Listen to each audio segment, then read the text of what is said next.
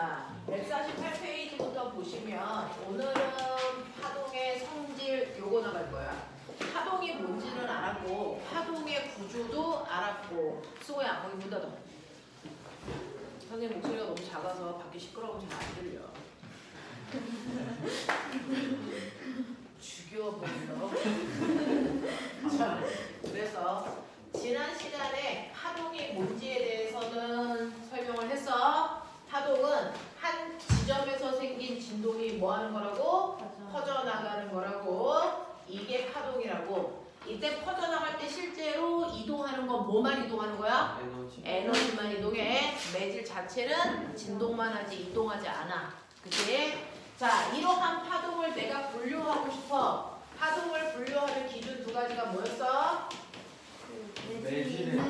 그렇죠. 매질이 필요하냐, 필요하지 않느냐 라고 하는 매질의 유무와 하나 더 파동의 진동 방향과 파동의 진행 방향과 네, 진동 방향. 그렇죠.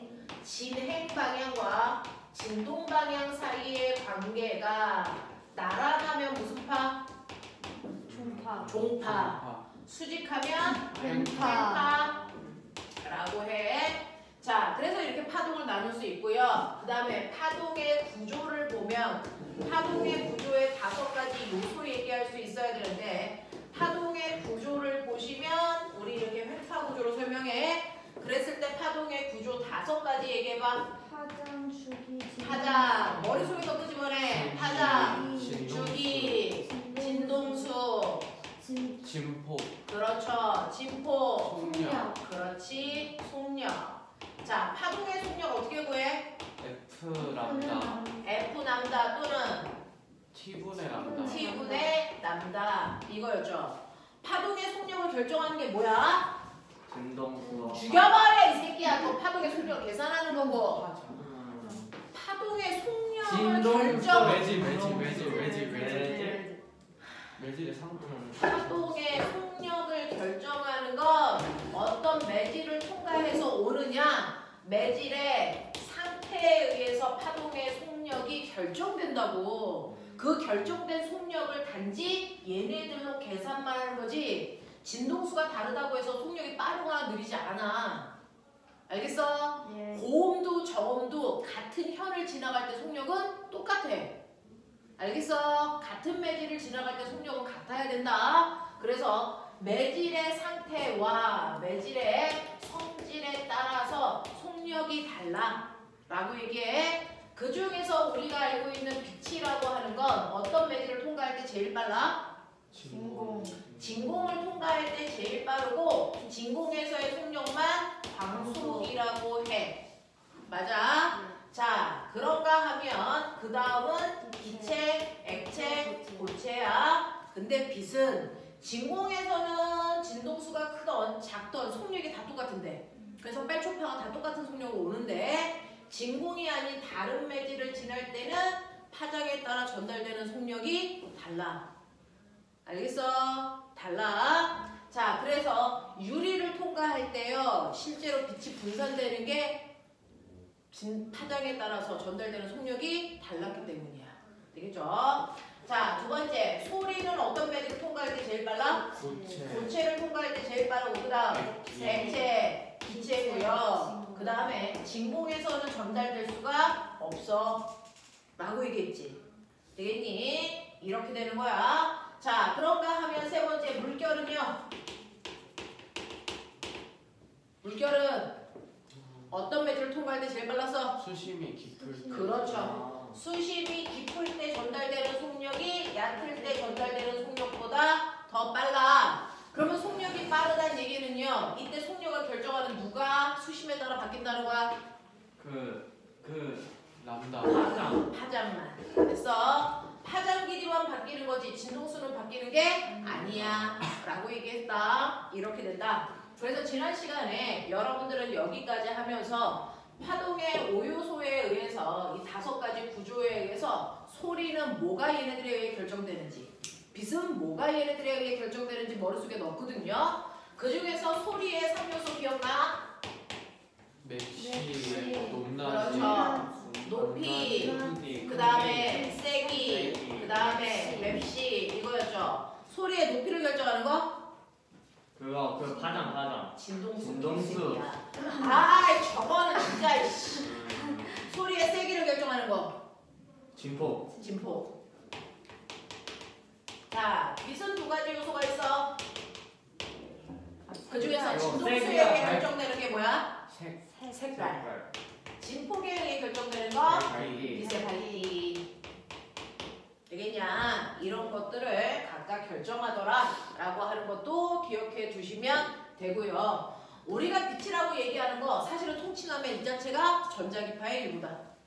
기억나지? 이런 것들 했었단 말이야. 자, 그러면 오늘은 그 다음에 해당되는 내용으로요. 우리가 알고 있는 이러한 파동은 성질 가지고 있어. 그걸 중학교 때 이미 배웠어. 자, 여러분들이 기억하셔야 되는 오늘 할 일은 파동의 성질이거든요. 구조가 아니고.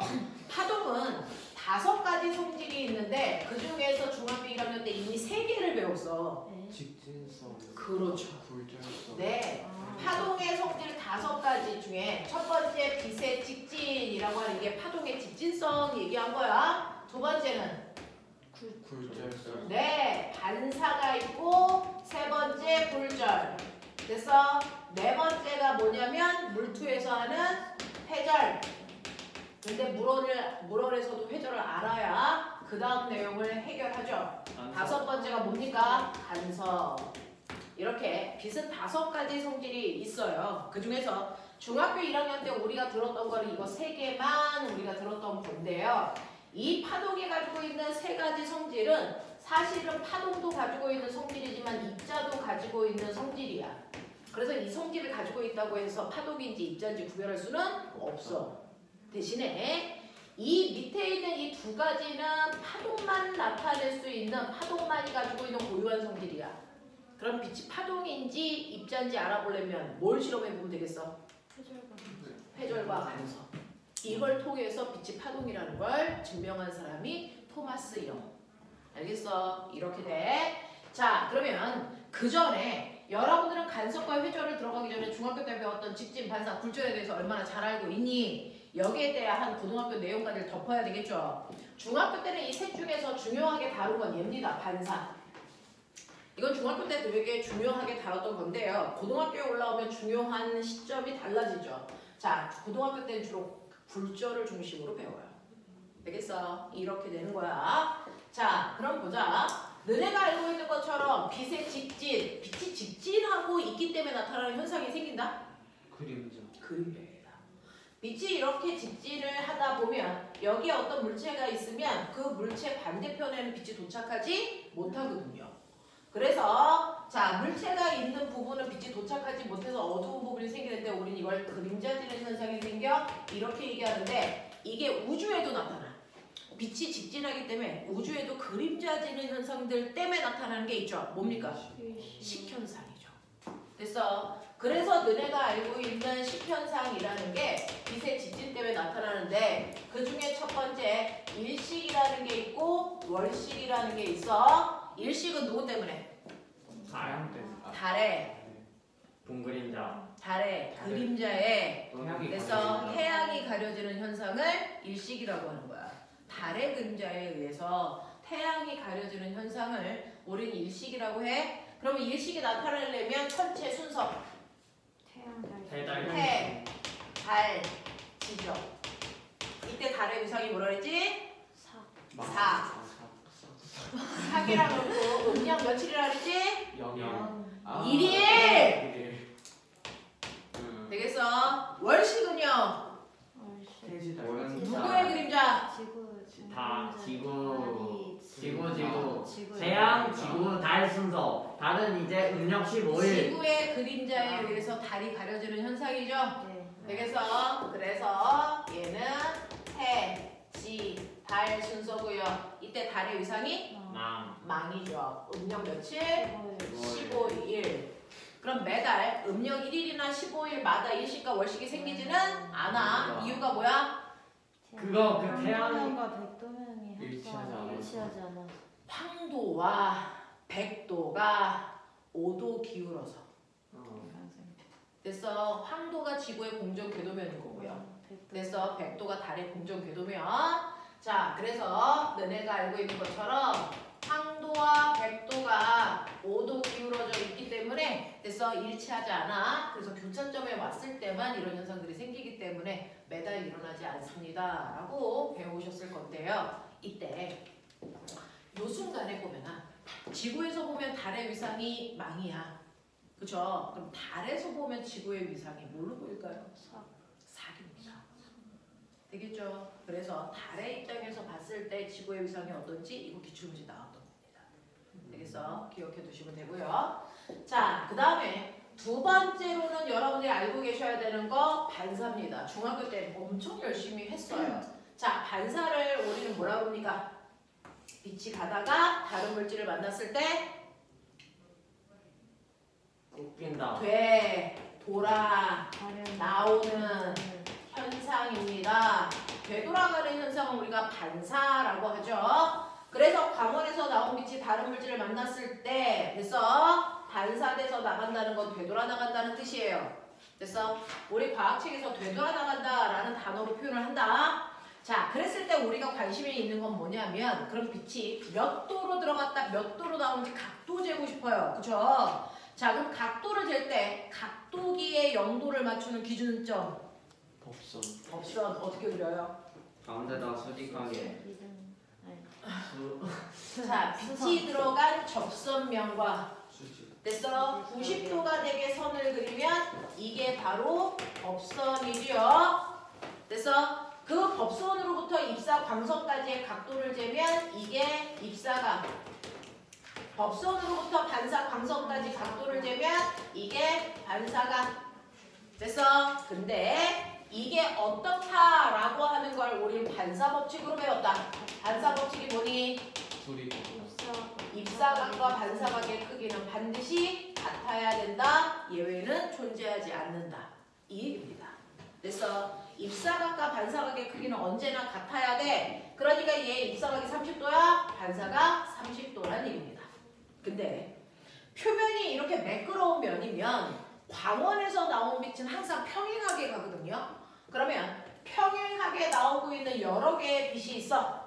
근데 표면이 매끄럽기 때문에 얘네들과 접선면과 이루는 법선의 각도를 90도로 그렸을 때 얘네들의 방향이 다 똑같아.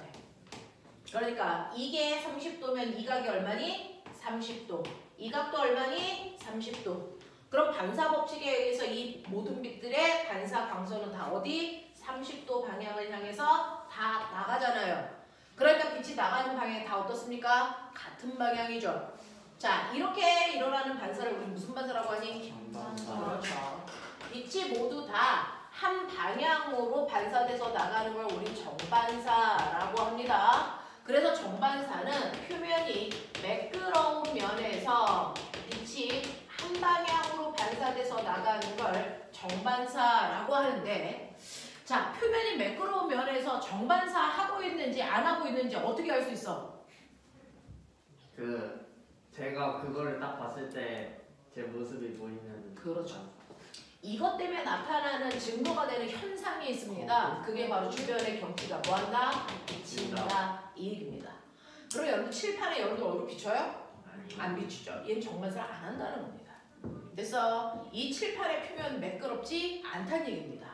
됐니? 그럼 칠판처럼 표면이 거칠어? 이런 식으로요. 표면이 거칠 때는요. 평행하게 오는 빛이요. 이런 식으로 들어가잖아요. 평행하게 이렇게 오는데 이 빛이 어느 면에 닿느냐에 따라 접선면이 다 다르죠. 접선면이 다 다르죠. 그 접선이랑 90도 되게 법선을 그리라 그랬으니까 얘와 90도 되게 법선 그리면 이렇게 돼요. 얘와 법선은 이 방향이고요. 얘랑 법선은 어느 방향이니? 90도 이 방향이고요. 자, 이렇게 됩니다. 그랬을 때 요 각도가 20도면 법선의 반대 방향으로 20도 방향으로 빛은 이렇게 가고 있겠죠. 됐어. 그랬을 때 얘 각도는 80도면 반대 방향으로 80도 기울어서 빛은 이렇게 나가야 됩니다. 이 빛은. 됐죠? 요 각도가 10도면 법선 반대 방향으로 이렇게 해서 10도 방향으로 이렇게 나가고 있어야 된다고요. 됐어? 자, 이렇게 해서 빛이 반사되면 그 반사되는 빛들이 나가는 방향이 다 제각각이야. 맞죠? 자, 그래서 이런 식으로 반사되는 걸 우리 무슨 반사라고 하니? 그렇죠. 이걸 난잡한 반사, 난반사라고 하더라. 그래서 표면이 거칠 때 그래서 빛이 모든 방향으로 반사돼서 나가는 걸 난반사라고 해요. 그러면 이렇게 난반사가 일어날 때 주변의 경치는 당연히 안 비칩니다. 대신에 난반사된 빛 중에 하나가 내 눈에 들어오니까 나는 그 물체를 뭐 할 수 있다? 볼 수가 있죠.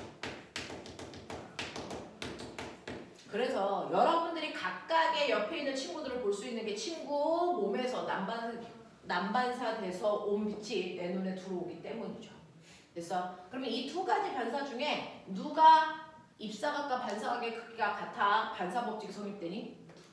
둘 다입니다. 그래서 반사 법칙은 어떤 반사를 하던 상관없이 항상 입사각과 반사각이 같아야 된다. 알겠어? 자, 근데 이 반사에서요 또 다른 걸 한번 생각해보죠. 우리는 빛이 와서 어느 방향으로 나가? 이것만 봤어요. 한 방향이야? 모든 방향이야? 이것만 봤어. 근데 얘는 파동이잖아요. 파동은 위상이 있습니다. 마루골. 됐어? 자, 그래서 얘가 마루의 형태로 가서 부딪혔다. 마루로 가서 부딪혔는데 반사돼서 나올 때 마루로 나오니? 아니면 마루로 부딪혔는데 골로 바뀌어서 나오니? 다시 말해서 위상이 180도 바뀌니 아니면 그대로니? 도 있어요. 반사될 때요 위상이 바뀌지 않는 반사를 아니요 자유단 반사.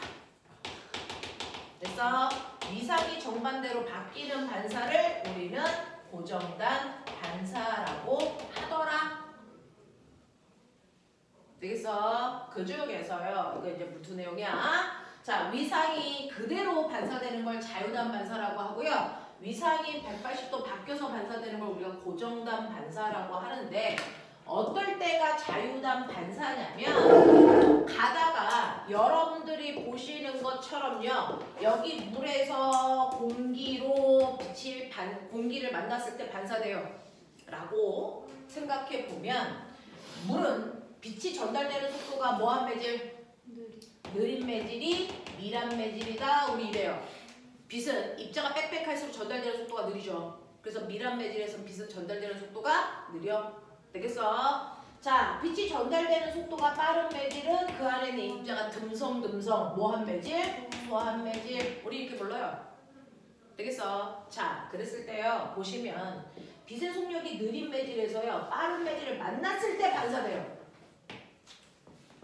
되겠습니까? 자, 그러면 속도가 느린 매질에서 빠른 매질을 만났을 때 일어나는 반사는 자유단 반사입니다. 그래서 속도가 느린 매질에서 빠른 매질을 만났을 때 일어나는 반사는 자유단 반사의 형태를 띱니다. 매질이 변하지 않습니다. 매질이 아니고 위상이 바뀌지 않습니다. 자, 근데 거꾸로요. 공기에서 물로 가면서 반사돼서 나와요 라고 하면 빠른 매질에서 뭡니까? 빠른 매질에서 느린 매질을 만나서 일어나는 반사, 이게 고정단 반사예요. 되겠어? 지금 현재 나보다 더 빨라질 수 있는 매질을 만나냐, 나보다 더 느려지는 매질을 만났느냐, 그거에 따라 위상이 그대로 반사될 수도 있고 위상이 거꾸로 뒤집혀 반사될 수도 있다. 자, 그래서 빛이 어느 방향으로 가는지도 중요하지만 위상이 바뀌어 안 바뀌어? 이것도 한번 생각해보자 라는 얘기입니다. 그래서 자유단 반사, 고정단 반사 이런 것도 있다.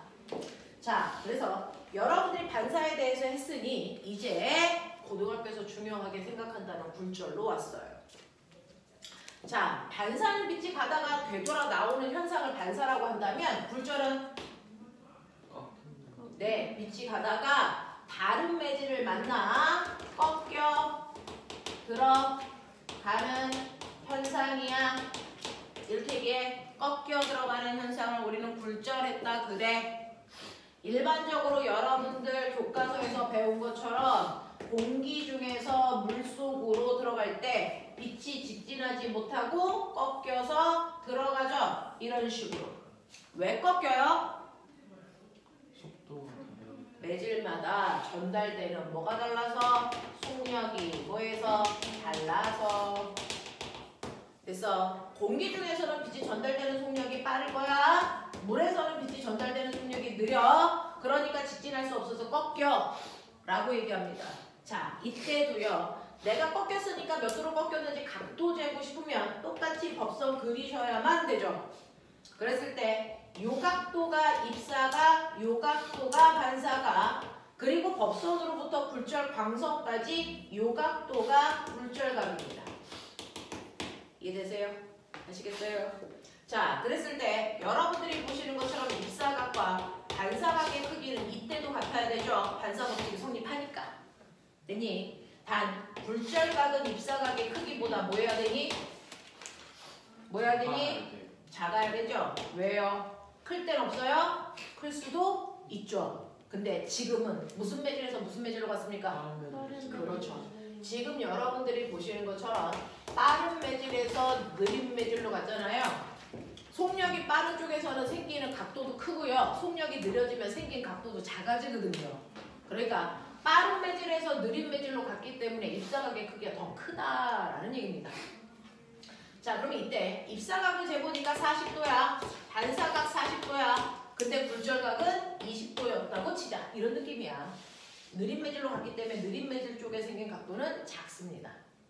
자, 근데 내가 여기서 입사각을 조금이라도 더 크게 하면 입사각을 50도, 그럼 반사각도 50도가 돼야 됩니다. 반사법칙 때문에. 자, 그럼 내가 입사각을 크게 했어. 굴절각은 커질까 작아질까 그대로일까?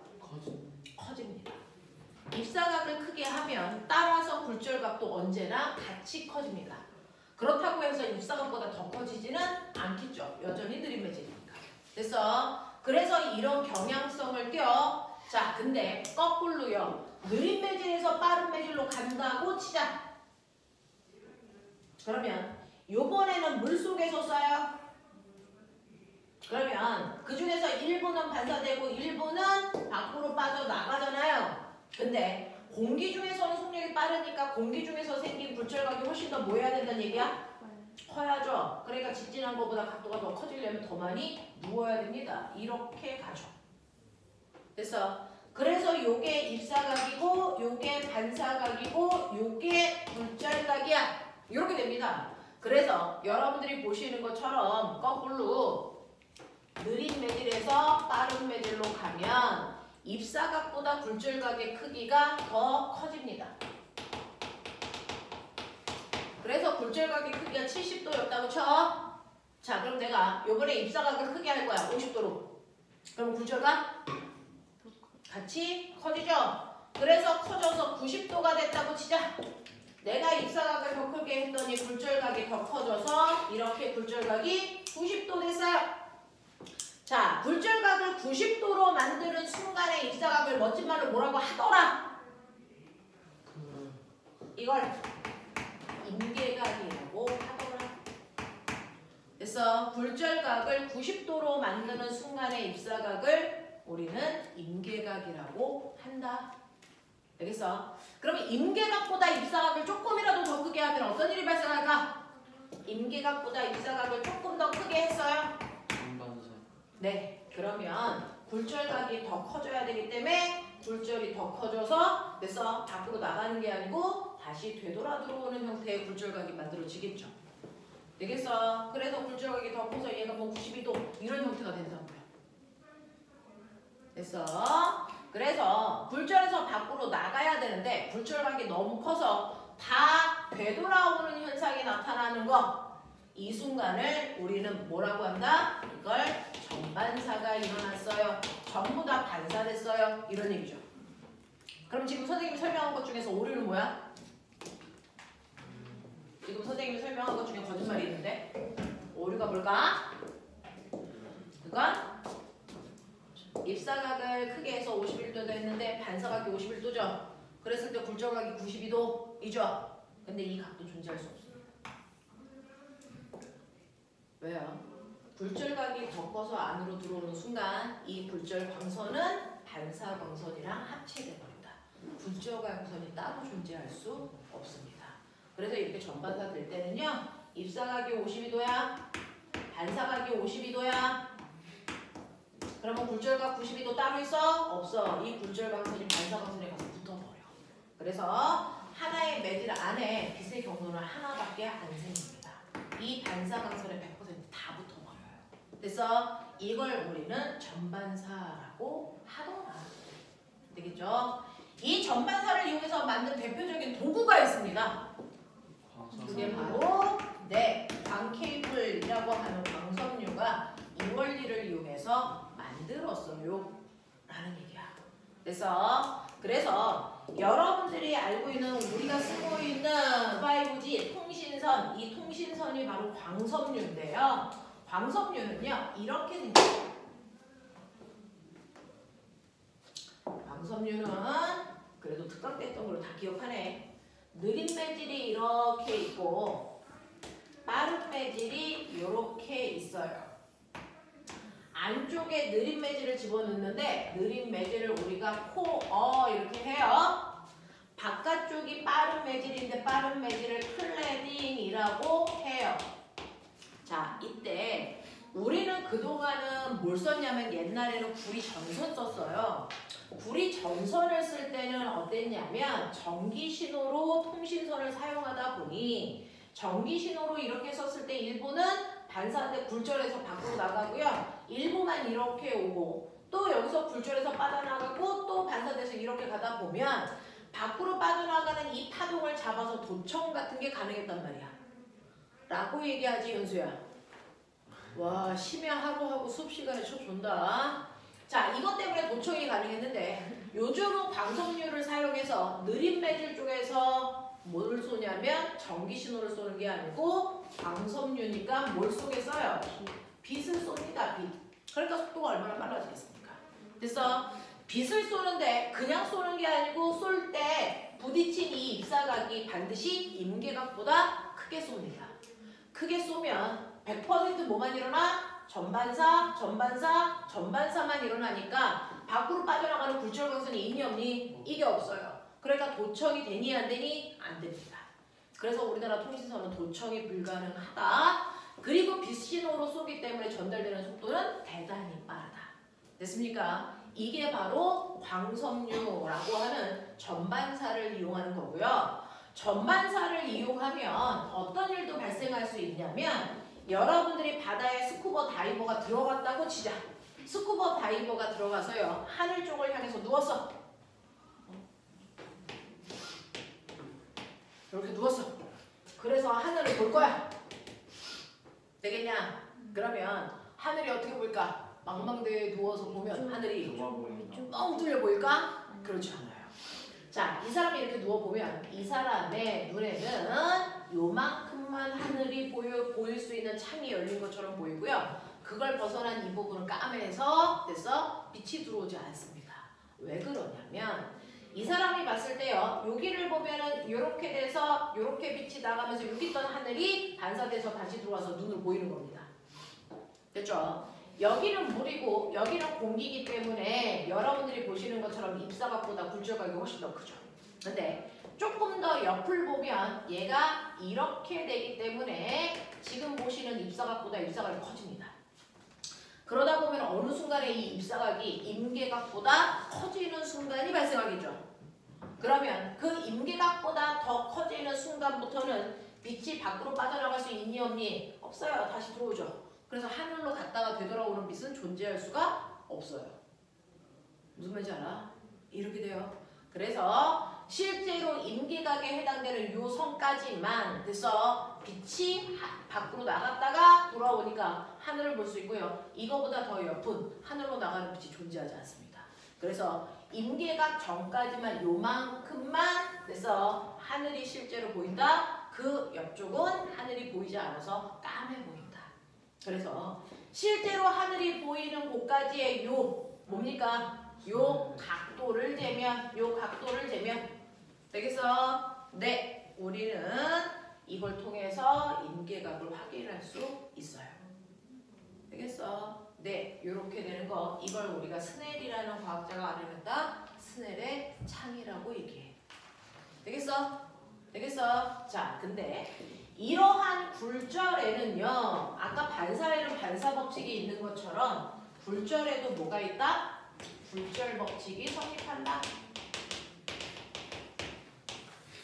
굴절에도 굴절 법칙이 성립해. 자, 그 굴절 법칙을 얘기한 과학자가 스넬이라서 우리는 원래 스넬 법칙이라고 얘기한다.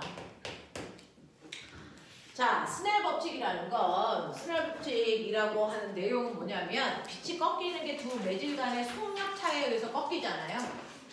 됐어? 자, 근데 꺾이는데 얼마나 많이 꺾여? 라고 하면 꼬맹아 얘가요 이렇게 와. 이건 안 꺾인 거죠. 이건 안 꺾인 거죠. 그럼 1번 매질과 2번 매질은 뭐야? 같은 매질이에요. 그렇죠? 근데 얘가 살짝 이렇게 꺾였죠? 그러면 얘는 꺾였으니까 1번 매질과 2번 매질은 속력 차이가 있어요. 그래서 또 이렇게도 꺾일 수 있죠? 자, 그러면 여러분들이 보시는 것처럼 1번하고 2번 중에서 누가 더 많이 확 꺾인 거니? 2번입니다. 꺾이는 정도를 스넬이라는 사람은 뭐라 그랬냐면 굴절률이야 라고 얘기한대. 굴절률. 그래서 이거 굴절각이랑은 다른 말입니다. 굴절률이라고 하고 굴절률은 N 이렇게 씁니다. 그래서 굴절률이 크다는 얘기는 두 매질 간의 속력 차이가 크다는 뜻입니다. 그래서 두 매질 간의 속력 차이가 더 크다는 얘기야. 어떤 애가 있어? 공기 속력이 100, 물 속력이 50, 유리 빛의 속력이 20. 자, 어디에서 어디로 갈 때 굴절률이 크겠니? 어디에서 어디로 갈 때 굴절률이 크겠니? 공기에서 유리로 갈 때 굴절률이 공기에서 물로 갈 때 굴절률보다 더 크겠죠. 속력차가 더 크니까.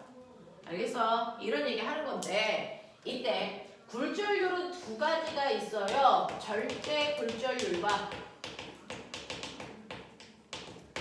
상대 굴절률이라는 게 있답니다.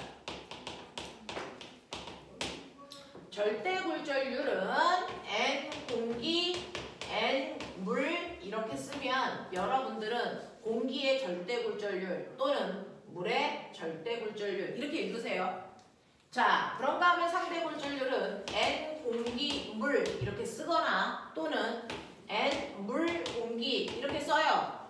이건 어떻게 읽냐면 얘는 공기에서 물로 갈 때 상대 굴절률 이렇게 읽어요. 그래서 얘는 거꾸로 물에서 공기로 갈 때 상대 굴절률 이렇게 읽어요. 되겠어? 하겠냐? 자, 그 중에서 여러분들 상대 굴절률을 먼저 보시면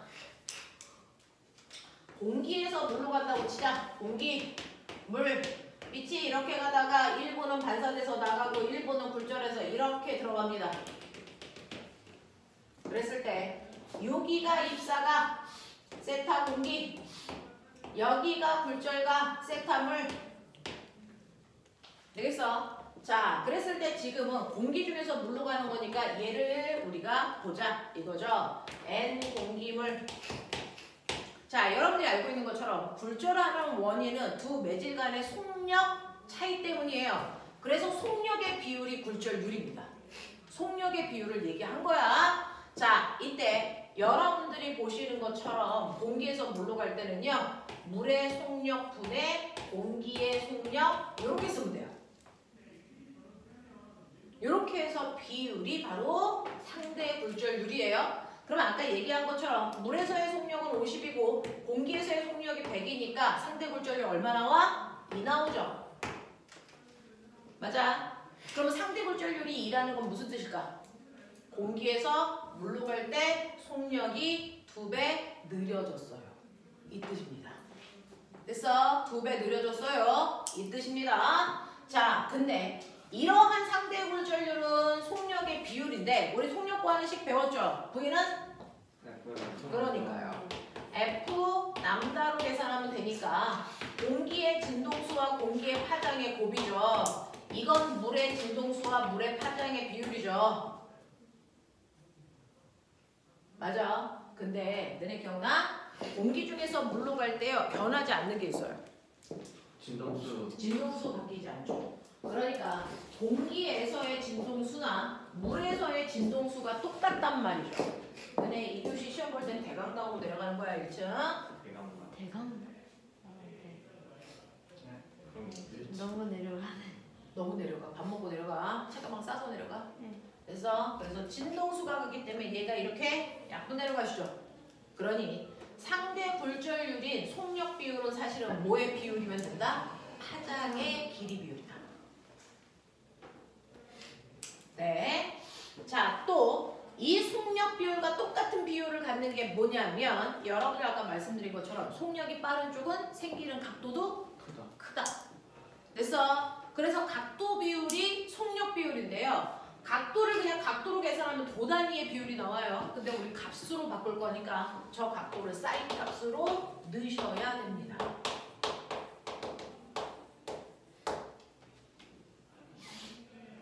됐어.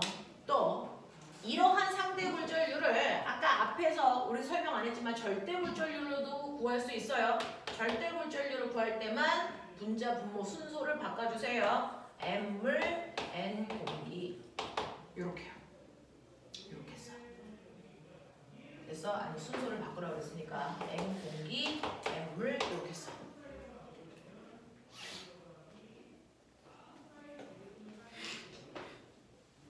되겠냐? 아까요 임계각이요. 임계각은 물에서 어디로 갈 때?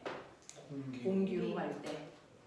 그래서 물에서 생긴 각도를 입사각으로 보고 공기 중에 생긴 각도를 굴절각으로 본 거죠.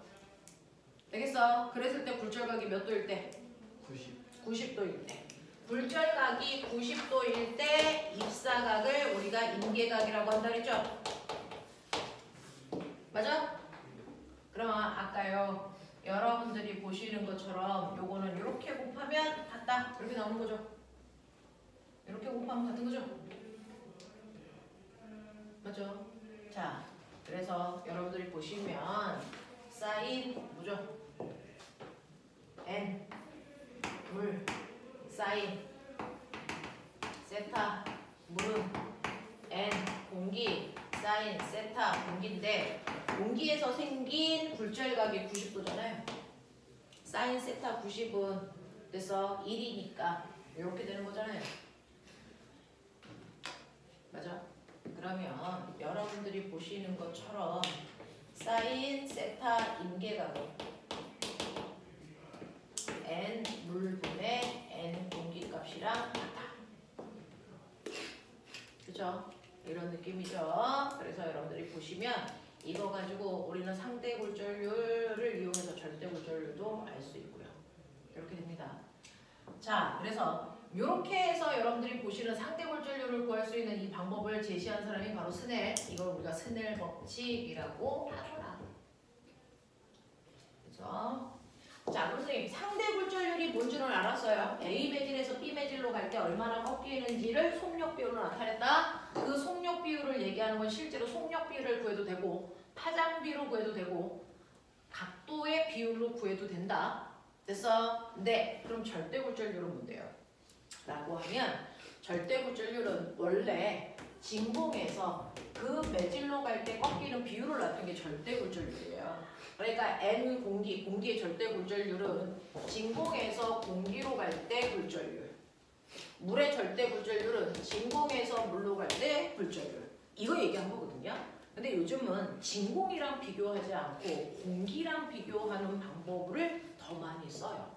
그래서 공기에서 공기로 갈 때, 공기에서 물로 갈 때, 그래서 이렇게 비교를 더 많이 해요. 그럼 꼬맹아, 공기를 기준으로 한다면 공기의 절대 굴절률은 얼마니? 1이죠. 얘는 구절 안 하니까. 되겠어? 이런 느낌이어야 돼요.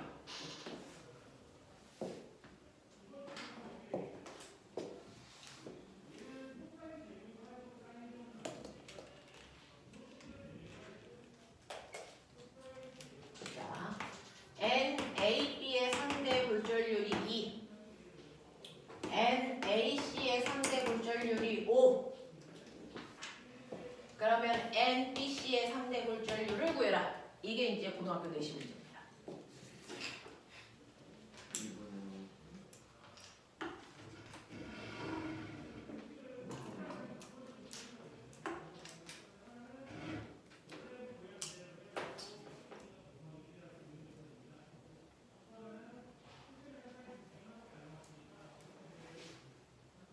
순수 얘기. 얼마? 뭘 잠깐만이야. 산수하는 거잖아.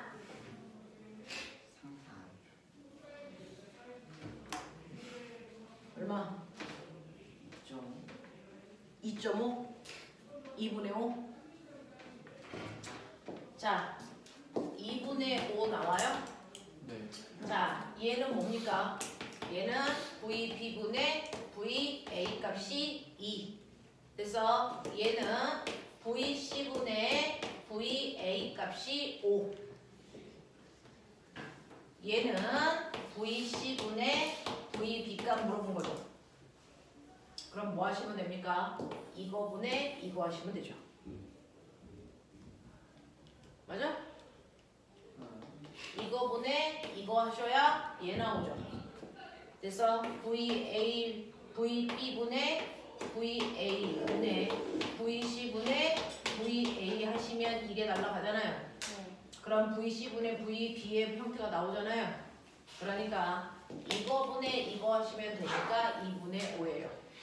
되겠어? 이렇게 나오는 거죠. 됐냐? 됐냐? 그러면 이때 A의 속력이 꼬맹아 100이라면 B의 속력이 얼마라는 거야? A 메질에서의 빛의 속력이 100이라면 C 메질에서의 빛의 속력은 얼마라는 얘기야? 네, 20이라는 얘기야. 맞아? 이런 느낌. 그래서 자, 이런 식으로 여러분들은 상대 굴절률까지 볼 수 있는 눈을 키워봐 드렸어요. 자, 그럼 선생님하고 하나하나 하죠. 첫 번째, 전반사에 대한 얘기입니다. 자, 책을 보시면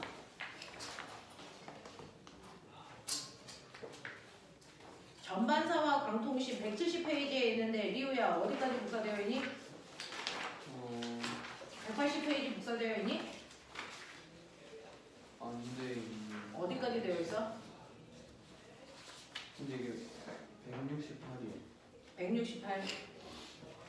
168까지 되어 있어? 자, 그러면 전파와 굴절 여기부터 보죠. 이유가 거기까지밖에 없다 했으니까.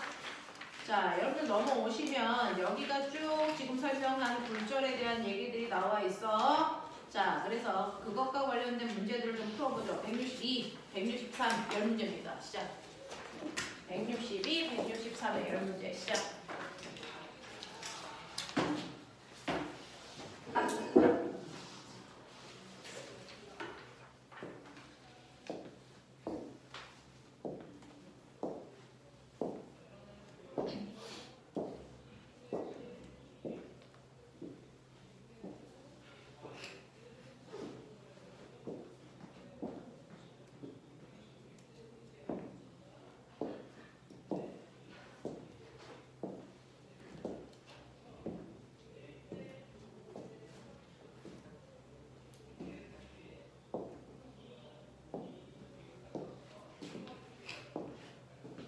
빨리 하고 선생님하고 노트 내용 잠깐만 할게요.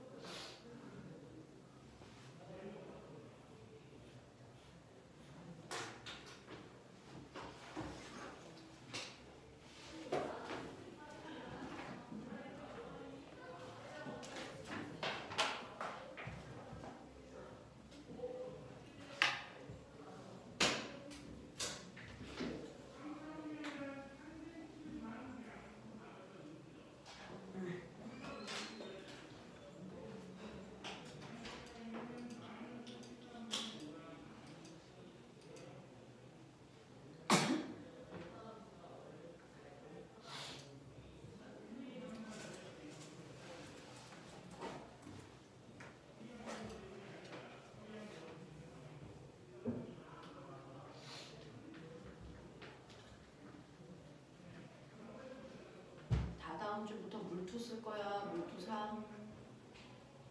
다음 주에 다 다음 주. 찾아볼까?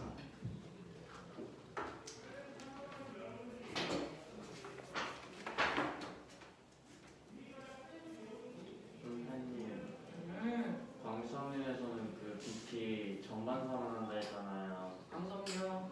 광섬유 그럼 꺾으면 못 써요? 네, 걔는 고장 나면 못 써요. 아, 그 부분을 잘라버려야 돼요. 아.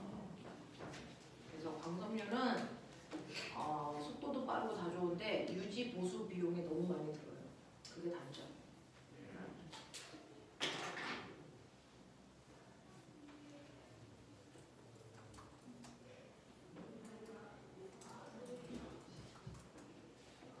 오늘 전파와 불철 그 뒤에 있는 광섬유까지 다 했어. 그러니까 이거 두 단원 풀어야 되네.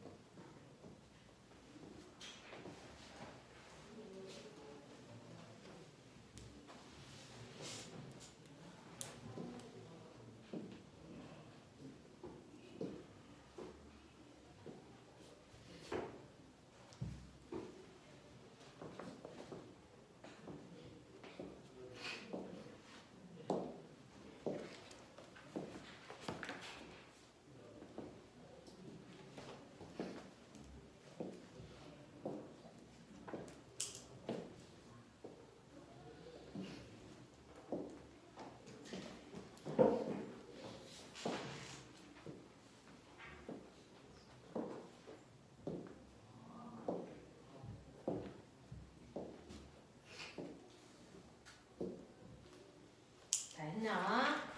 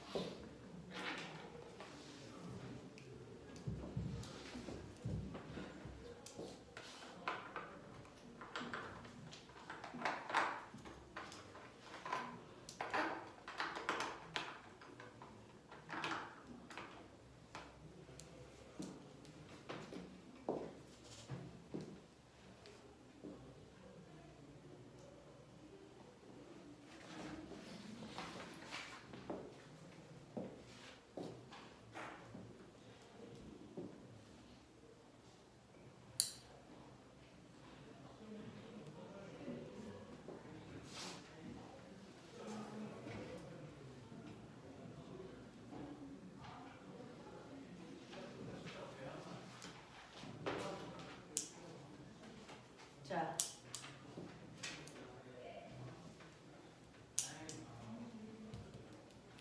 그럼 보세요. 1번부터 5번까지 중에서 질문. 4번. 4번이요.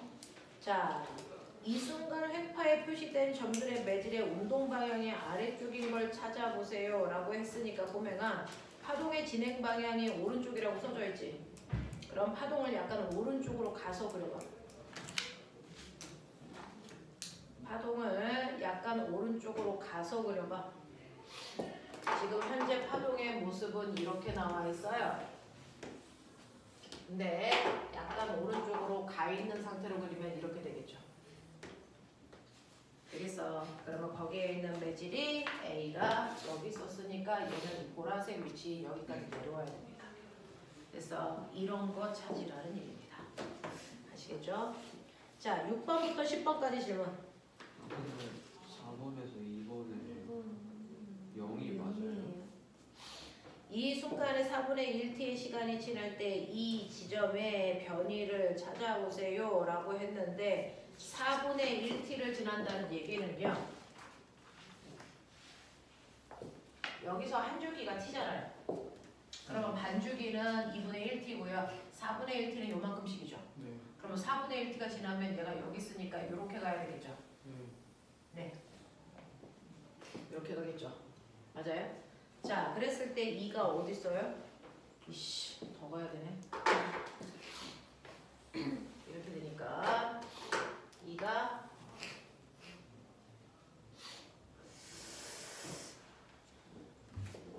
맞죠? 네. 이렇게 되는 거죠. 그러면 2는 어디 있어요? 아래쪽. 이게 여기 있어야죠. 됐어? 그러니까 진폭이 0인 위치에 있는 거 맞죠?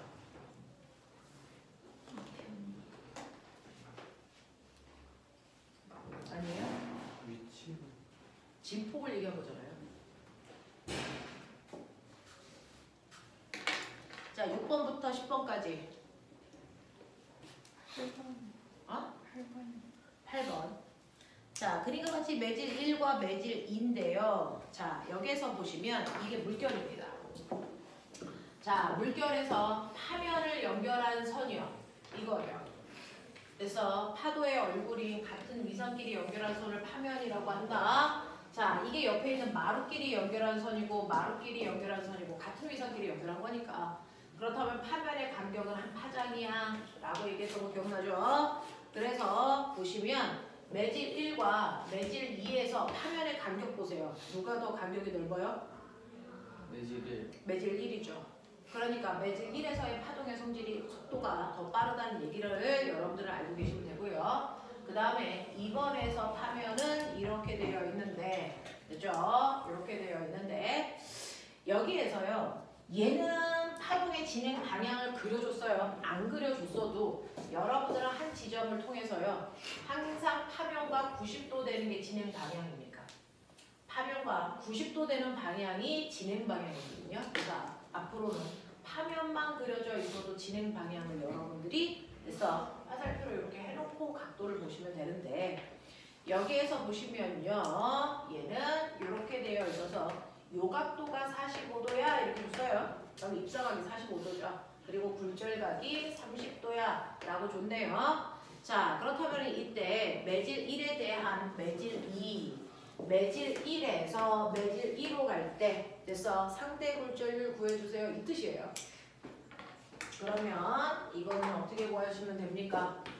1에서 2로 가는 거니까 지금 각도 나왔죠?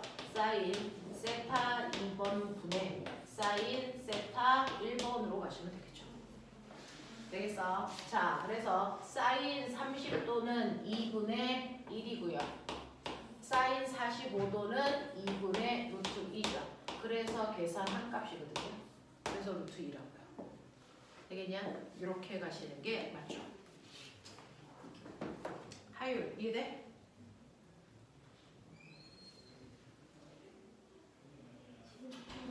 안 들려. 집에서 좀 더 봐야 될 것 같아. 사인 세타 2분의 사인 세타 1 여기까지 기억나? 여기까지 되겠어? 1번 매질에서 2번 매질로 가는 상대 굴절률 구하라는 건 알겠어? 그 상대 굴절률 구하는 네 가지 방법은 다 기억나? 상대 굴절률 구하는 4가지 방법. V2분의 V1. 그래서 람다 2분의 람다 1. 됐니? 사인 세타 2분의 사인 세타 1. n 분의 n. 그 중에서 우리가 쓸 수 있는 게 지금 각도 나왔으니까 요거 쓰겠다고요. 그래서 사인 값을 집어넣어서 계산합니다. 되겠어? 이렇게. 자, 그럼 다 되셨어요? 네. 네. 해주시면 돼요. 자, 한 번에 질문하세요. 그림은 신기루에 대한 설명을 얘기한 건데 신기루는 뭐 때문에 나타나는 거야? 굴절. 그래서 굴절 때문에 나타나는 건데요. 굴절 때문에 땅바닥에서 푸른빛이 가장 많이 반사돼서 보인대요. 그래서 땅에 물이 젖어 있는 것처럼 보이는 여름에 나타나는 현상들, 땅이 젖어 보이는 거, 이렇게 보이는 걸 우리가 이제 신기루라고 합니다. 그럼 여기에 대한 설명으로 맞는 걸 찾아보세요. 이건 굴절 때문이니까 기억. 빛이 공기 중에서 연속적으로 굴절해서 이렇게 보여요 라고 하는 거고, 공기의 온도가 높을수록 빛의 속력이 느리다가 아니고 온도가 높으면 빨라집니다. 소리처럼. 자, 그럼 디귿. 관측지 않은 빛이 직진하여 눈에 들어오는 것으로 인식하기 때문에 사실은요, 빛이 이렇게 굴절해서 내 눈에 들어오거든요. 그러면 사람은 빛이 이렇게 굴절한 게 아니고 이렇게 직진해서 왔다고 생각해요. 그래서 굴절한 게 아니고 직진해서 왔다고 생각합니다. 됐죠? 그래서 여기 있던 나무가 여기 있는 게 아니고 이렇게 돼서 여기 있는 것처럼 보이는 현상. 이게 신기루. 그래서 다른 위치에 있는 것처럼 보입니다. 이게 신기루 현상입니다. 자, 그 다음에 2번. 이와 같은 원리에 의해서 소리가 아래쪽으로 굴절하는 현상은 낮과 밤 중에 언제요? 밤에요. 그래서 낮말은 새가 듣고 밤말은 쥐가 들으니까 아래쪽으로 꺾이는 건 밤이에요. 이렇게 가는 거예요. 그죠? 여기까지 하시면 되고요. 아까 A4 용지 하나 드렸는데 20분 남았어요. 20분 동안 물투에 해당되는 내용 중에 반사와 굴절에서 우리가 물투를 완벽하게 다 할 수 있는 시간은 없고 물투에서 여러분들 필요한 것들을 할 건데 파동 파트가 물투의 가장 뒷부분에 있어서 파동의 물투 내용까지 다 할 수 있을지는 잘 모르겠어요. 그래서 그 부분에서 필요한 게 있어서 미리 땡겨서 합니다. 자, 물투에서 여러분들이 지금 배웠던 빛의 직진, 반사, 굴절 이거 배웠단 말이야. 그 중에서 중학교 내용에서 여러분들이 빠져있는 건 뭐냐면 반사와 굴절을 이용한 도구가 있었어. 우린 그걸 중학교 때 엄청나게 열심히 중요하게 배웠었어요. 기억나요? 자, 반사를 이용한 도구가 뭐니? 거울입니다. 자, 굴절을 이용한 대표적인 도구가 뭐니? 렌즈입니다. 그래서 우리 미친듯이 외웠잖아요. 볼록 거울에서의 상의 종류, 그 볼록 거울을 이용한 거, 뭐 이런 거. 그래서 그거를 여러분들이 고등학교에서는 어떻게 할까라고 하는 건데, 여러분들이 알고 있는 거울에는 종류가 몇 가지가 있니? 볼록 거울, 오목 거울. 거울에는 3가지가 있죠. 그래서 뭐가 있으니까 평면 거울이 있고, 그 다음에 오목 거울이 있고, 볼록 거울이 있어요. 자, 그것처럼 렌즈에도 종류가 있죠. 렌즈에 몇 종류 있어요? 렌즈에는 2종류가 있죠. 볼록 렌즈가 있고 오목 렌즈가 있어. 자, 그 중에서요. 거울을 기준으로 얘기하면 거울은 이런 식으로 평면경이 있고요. 그 다음에 볼록경이 있고요. 그 다음에 오목경이 이렇게 있다고 칩시다. 그러면 여기에 빛이요. 그래서 이렇게 가운데를 향해서 위를 향해서 아래를 향해서 평행광선이 이렇게 3개가 들어와요. 이걸 셋 다 이렇게 한번 해볼게요. 그러면 이 빛은 거울에서 반사될 건데 어느 방향으로 반사될까? 이겁니다. 그래서 보시면요. 이 빛이 이렇게 가서 거울면 여기에 닿았죠? 입사가 몇 도? 90. 0도 이 새끼야. 됐어. 그럼 반사가 몇 도? 0도겠죠. 그러니까 얘는 그대로 반사돼서 나옵니다.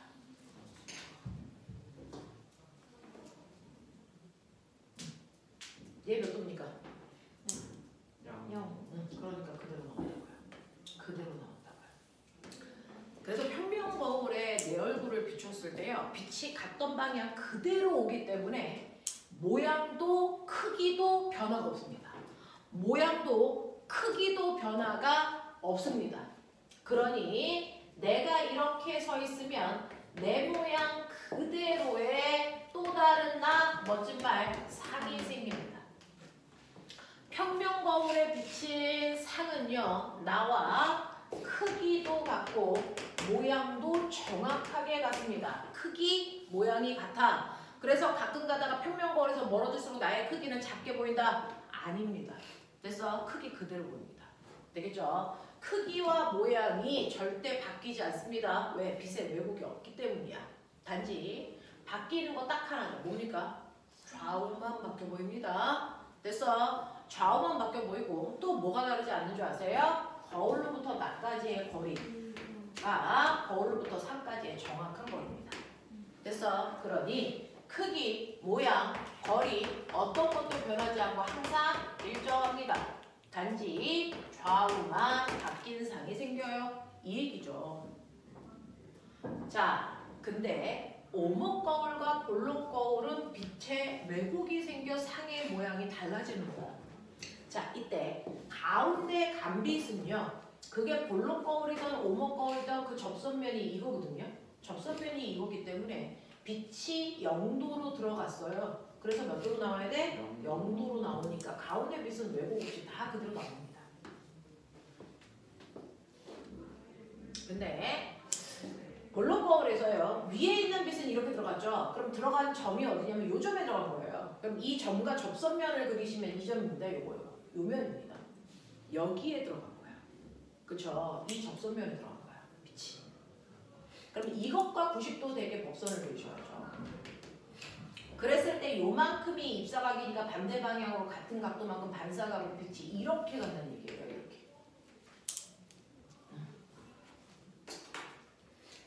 그러면 얘도 이렇게 갔으니까 접선면 그리시고 거기에 90도 되게 법선을 그리시면 요만큼이 입사각이니까 반대 방향으로 반사각 똑같게 해서 빛이 이렇게 간다는 얘기죠. 그러면 볼록 거울은 빛이 뭐한다? 퍼진다. 이 뜻입니다. 빛이 퍼지는 자 이게 얘는요. 여기에 빛이 이렇게 들어갔는데 들어간 점의 접선면은 이 면이거든요. 그러면 이것과 90도 되게 법선을 그리시면 이렇게 그려져요. 그러면 여기가 입사각이니까 반대 방향으로 반사가 이렇게 빛이 이렇게 만난다. 여기도 이렇게 그리시면요. 접선면이 이 방향이니까 이것과 90도 되게 그리고 반대 방향이면 빛이 이렇게 가요. 그래서 오목 거울에서는 빛이 모인다는 겁니다. 자, 그래서 빛이 그대로 나란하게 나온 게 아니고 퍼지거나 모이는 이 성질 때문에 상의 왜곡이 생깁니다. 그죠? 여러분들은 볼록 거울처럼 빛이 퍼지는 물체에서의 상의 종류를 중학교 때 미친 듯이 외우셨어요. 자, 그렇다면 이제 합시다. 여러분들이 이렇게 봤을 때요. 광학장치인 거울과 렌즈 중에서요. 빛을 모으는 성질을 가지고 있는 광학장치가 있는가 하면 빛을 퍼지게 하는 광학장치도 있었다. 기억나? 자, 빛을 모으는 광학장치가 뭐니? 그렇죠. 얘가 오목 거울과 뭡니까? 볼록 렌즈입니다. 빛을 퍼뜨리는 광학장치가 바로 볼록 거울과 오목 렌즈인데요. 이때 빛을 퍼뜨리는 광학장치인 볼록 거울과 오목 렌즈는 상의 종류가 똑같습니다. 그래서 자, 상은 빛을 모은다 퍼뜨린다 이게 결정하는 거예요. 거울이냐 렌즈냐는 중요하지 않아요. 그래서 빛을 퍼뜨리는 성질을 가지고 있는 여러분들이 보시는 볼록 거울과 오목 거울은 똑같은 상이 생기는데 그것도 단순합니다. 여러분들이 중학교 1학년 때 외웠던 그거야. 말해요. 볼록 거울에서의 상의 종류. 네. 그래서 축소된 정립 허상만 생깁니다. 다른 상은 생기지 않습니다. 축소된 정립 허상밖에 생기지 않습니다. 근데 빛을 모으는 성질을 가지고 있는 오목 거울과 볼록 렌즈는요. 첫 번째 축소된 돌입 실상. 두 번째 확대된 돌입 실상. 세 번째 확대된 정립 거상. 이렇게 세 종류가 생깁니다. 그래서 고등학교도 여러분들이 출석 면담을 갔을 때도 물어보는 것, 빚을 모으는 저 광학장치에 대해서 물어봅니다. 그래서 자, 근데 빚을 퍼뜨리는 예요. 축소된 정립 허상을 볼록 거울이 만든다. 됐습니까? 자, 그랬을 때요. 이 볼록 거울은 축소된 정립 허상을 만들어. 그럼 이거 어디에 이용해? 왜 거기에 이용해? 이거 묻는 거잖아요. 그래서 볼록 거울 어디에 쓴다고 배웠어요? 반사경. 빚은 다 반사예요. 도도의 반사. 자, 얘는 축소된 상을 맺히기 때문에 이렇게 볼록 거울에요. 실제 모습보다 작은 상이 맺혀요. 그러니 볼록 거울의 크기보다도 훨씬 더 넓은 면적을 비출 수 있다. 이거죠. 그래서 축소된 정립 허상을 맺히기 때문에 우리가 볼 수 있는 시야를 뭐한다? 넓히는 목적으로 사용하는 코너 반사경, 도난 방지용 거울, 또 자동차의 측면경이라는 사이드 미러. 그래서 라고 하는 이 세 가지에 우리가 주로 볼록 거울을 사용합니다. 시야를 넓히려는 목적으로. 그래서 이거는 여러분들 좀 알고 가시면 되겠습니다. 처음 배우는 것처럼 받아쓰기는. 자, 됐지? 자, 근데 내가 너네들이랑 하고 싶은 건 저걸 작도해보고 싶었던 거예요. 여기 줄게요. 자, 여러분들이요. 이렇게 빚을 모으는 광학장치는 세 가지의 상이 생긴다 그랬는데 이 상이 뭐에 따라서 달라지는 건데? 이걸 묻는 거잖아요. 그래서 볼록 렌즈를 하나 거기다가 그리셔야 됩니다. 볼록 렌즈가 하나 있다고 치자. 이겁니다.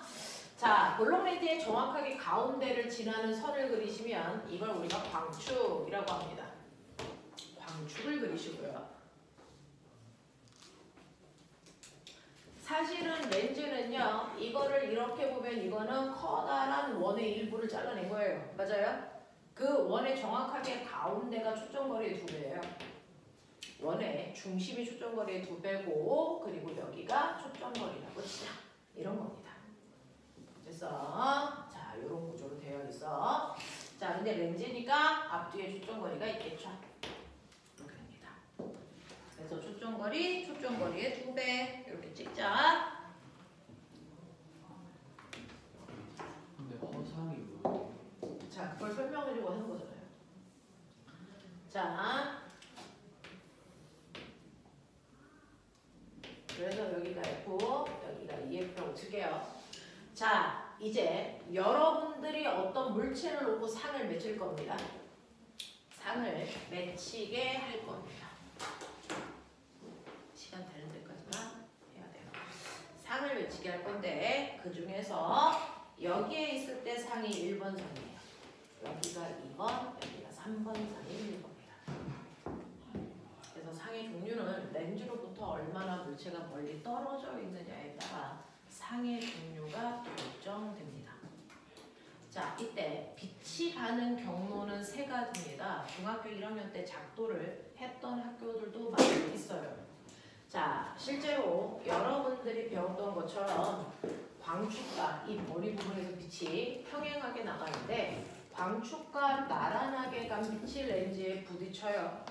그러면 얘는 반대편 초점을 반드시 지나가는 방향으로 굴절합니다. 이게 첫 번째 빛의 경로입니다. 자, 두 번째요.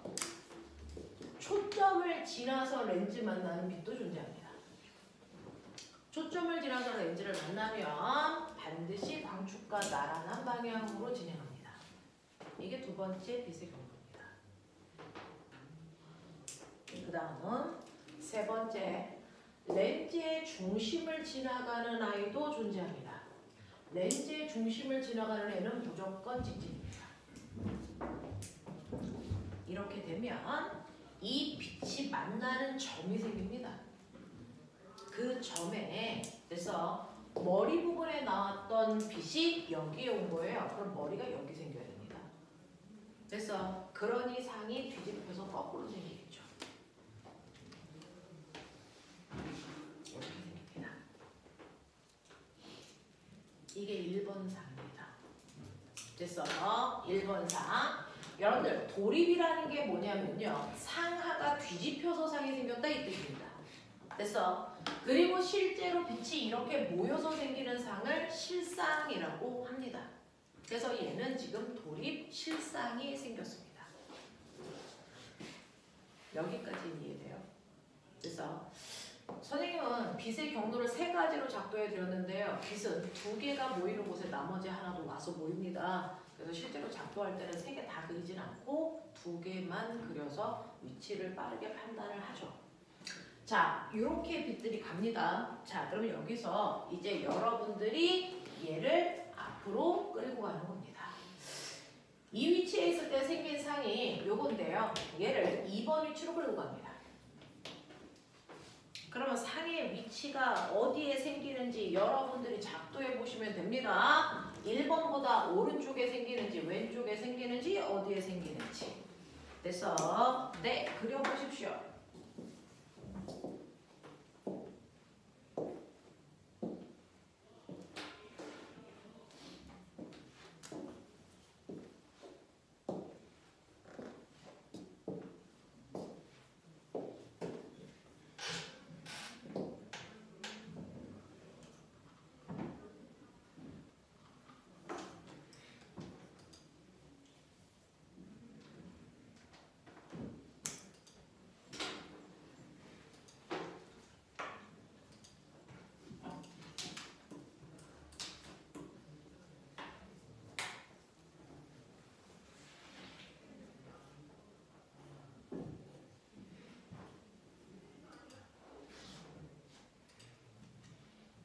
그러면서 뭔가 규칙성을 찾으시면 좋을 것 같은데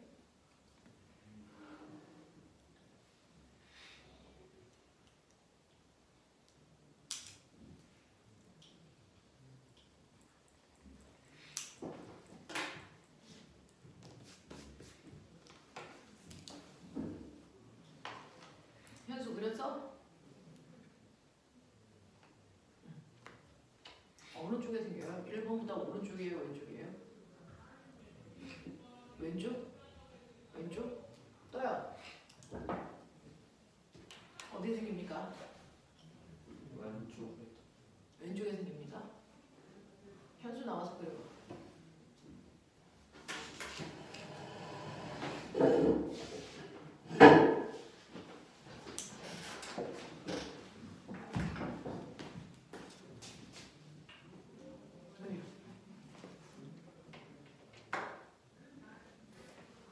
자, 잘 봐.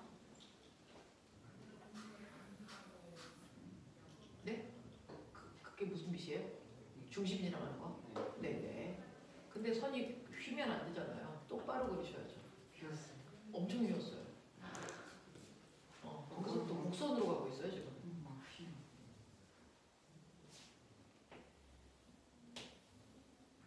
네, 쭉 가보세요. 쭉 가셔야죠. 쭉 더 가셔요. 휘지지 마세요. 아니었어. 자, 그렇다고 그다음.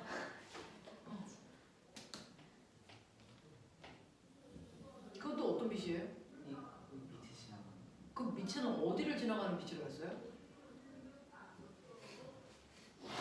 네, 렌즈 끝? 지랄을 아니 했다. 어디로 가요? 초점 지나가는 빛이잖아요. 야, 초점 어디 있는데?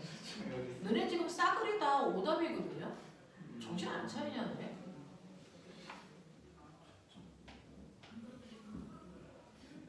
초점 지나서 렌즈를 만나는 빛이 렌즈를 만나면 광축 지나간다 그랬죠? 네. 광축 지나가세요. 그러면 이제 렌즈 만났으니까. 네, 지나가세요. 아주 이상하죠? 네. 그리고 얘는 네. 어. 광축 쭉 지나가는 애는 그 다음에 초점 지나가라 그랬는데 잠깐만요. 초점. 빨간색 아니야 그냥? 암만 안 맞나? 결론은 이렇게 칠하를 한다. 이렇게 되면 그렇게 안 되거든요. 이렇게 돼야 되는 거. 현수야, 저 빨간 선은 변해? 얘는 그대로 아니에요. 그럼 그대로요. 그러면 그 빨간색 어딘가에서 만나야 되는 거 아니야? 아, 그럼 여기 있어야 돼. 네. 도대체 생각이라는 걸 하고 그리라 그러지 내가. 빨간 선 안 움직이잖아요. 근데 빨간 선이 안 움직이는데 어떻게 왼쪽 가서 만나요? 아니, 얘가 이렇게 되는 거예요. 네. 쪽팔려 진짜 뭘 가르쳐줘도 흡수가 안 돼. 왜냐? 얘가요 이렇게 가도 1, 2, 3번 선 중에 절대로 안 움직이는 선이 있어요. 무슨 선이 안 움직이냐면 방축과 나란하게 가는 선은 움직이지 않습니다. 그래서 결국은 뭐냐면 이 선이 안 움직이기 때문에 상이 다 이 라인 어딘가에서 생기는 거야. 딱 보였어야죠. 자, 그리고 두 개의 선만 만나도 된다 그랬으니까 대표적인 선을 그리시면 중심을 지나는 보라색 선 보세요. 여기 왔는데 중심을 지나서 직진하면 이렇게 가서 얘가 여기서 만나요. 여기서. 그래서 상이 여기 와요. 이렇게 가요. 그럼 그냥 봐.